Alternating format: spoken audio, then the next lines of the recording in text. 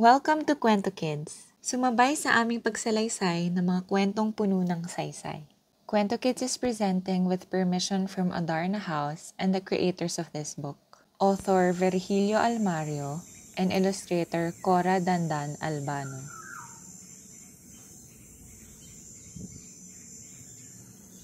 Bahay ng maramit masasayang tinig. Hindi sinasadya ni Palasya at Hajulani ang pagdaan doon. Nasa palengke sila at ang iba pang badyaw. Nag-aalok ng serbisyo si Hajulani bilang kargador. Si Palasya naman, kasamang iba pang bata, ay namamalimos. Ngunit, biglang may sumigaw. Magnanakaw! Magnanakaw!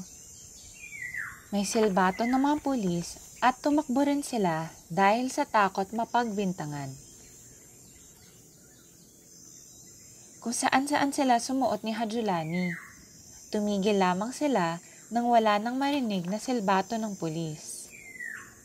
Noon narinig ni Palasya ang maramit masasayang tinig. Mga tinig ng katulad niyang mga bata, nanggagaling sa loob ng isang mahabang bahay sa gitna ng isang maliit na lote. Isa, pen, dalawa, pen, de tatlo, de almacen. Good Babae. morning, Mrs. Tabora. Huminto si Palasya para makinig pa. Ngunit, hinatak siya ni Hajulani. Uuwi na tayo, sabi ni Hajulani. Baka kung ano pang malas ang dumating sa atin. Pagdating sa kanilang barong-barong, naroon na rin si Tampi, pinsan ni Palasya at ulilang lubos. Lumaki itong sila ni Hajulani ang kasamang pamilya. Natatakot na akong mamalimos, sabi ni Tampi. Hinuli raw ang mga pulubing badyaw at pinauuwi sa basilan. Pero paano tayo mabubuhay? Tanong ni Palasya. Hindi kumibo si Hajulani. Maya-maya, tila nagpasya ito. Hindi na kayo mamamalimos, pahayag ni Hajulani. Dito na lang kayo kung wala kayong ibang makitang trabaho. Ako na lang ang babalik sa palengke.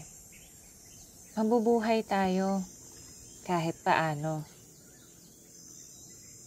Hoy! Bata! Bata! Ho, ho, ho. Tong, tong, tong, Bahay. pakitong, Bahay. kitong.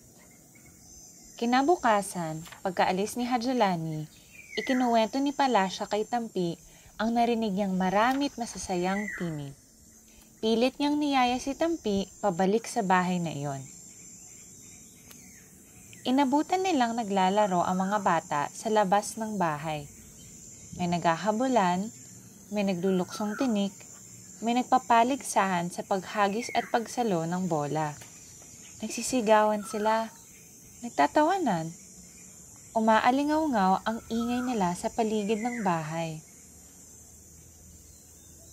Napatda sa panonood sina Palasya at Tampi. Matagal. Sinusundan lamang ng kanilang mga mata ang liksi, likot, lukso at takbo ng mga bata sa paligid ng bahay. Saka, glog! Nabuwal si Tampi nang tamaan ng bola sa ulo. Noon lamang biglang nagbalik sa pananaginip si Palasya. Nagtatawanan ang pangkat ng mga batang naglalaro ng bola. Dali-daling dinaluhan ni Palasya si Tampi. Tampi! Tampi! Lumakas ang tawanan ng mga batang naglalaro ng bola. Kusa namang tumayo si Tampi na parang walang nangyari. Malakas pa rin ang tawanan ng pangkat ng mga batang naglalaro ng bola. Nasaktan ka ba? Paglingon ni Palasya, nakita niya ang isang kagalang-galang na babae. Nakangiti ito, ngunit halatang nag-aalala.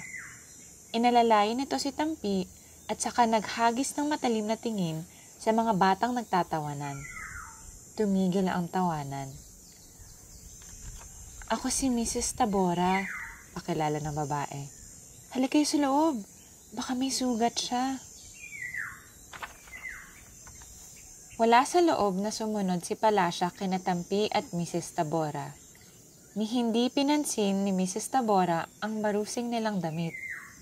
Pagpasok nila sa bahay, lalong nagulat si Palasya sa nakitang mga laruan at libro. May nakalatag na mga banig sa sahig. May sari-saring larawan sa dingding. Hindi nagtagal, kabilang na sila ni Tampi sa mga batang nakaupo sa mga banig. May itinurong kanta sa kanila si Mrs. Tabora. Itinoda ni Palasya ang pagkanta.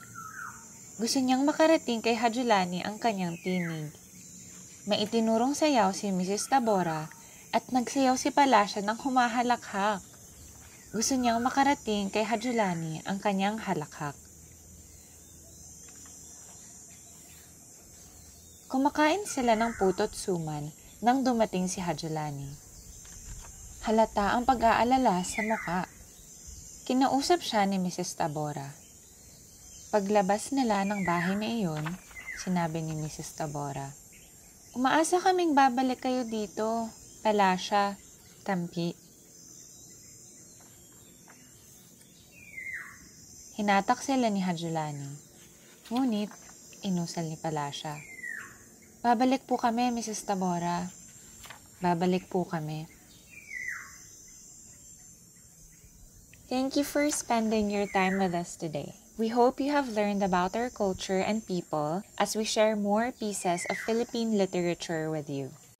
You can also read Adarna House books online through buribooks.com, an extensive e-library of Adarna House books.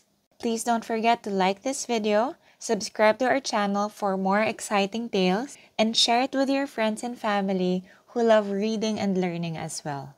Mabuhay ang pagbasa!